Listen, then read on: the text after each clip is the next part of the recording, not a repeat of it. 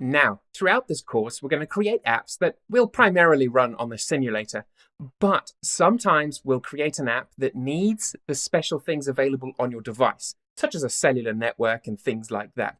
And certain things in iOS can't really be simulated. You need a real device. So if you have a spare device, then you can install iOS 11 beta. Now, bear in mind, it's a beta, and that means things will break. That's why I say use a spare device just to test it out. If you don't have a spare device, then it's totally up to you if you want to install it on your main device, but prepare to be frustrated when certain things don't work. Okay, now that I've said my piece, let's look at how we install iOS 11 on your device. Grab your device and you'll see it's very, very easy.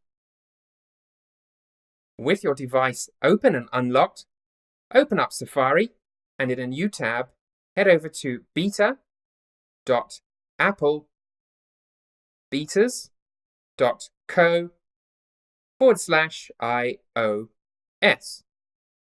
And when you hit go, you might be presented with this screen. If that happens, just hit refresh and you should get a profile installation. Make sure this is verified from Apple so you don't install any malware, and then simply click install, enter your passcode, and when that's done, hit install and consent to everything that comes up. I'm not going to click that right now, otherwise my recording will stop. And once you've restarted it, and with the magic of screen and editing, you can see I've restarted mine in a few milliseconds.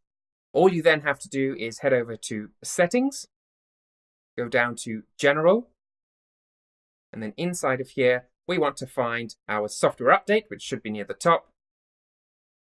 It will check for the update and tell you there is an iOS 11 update available.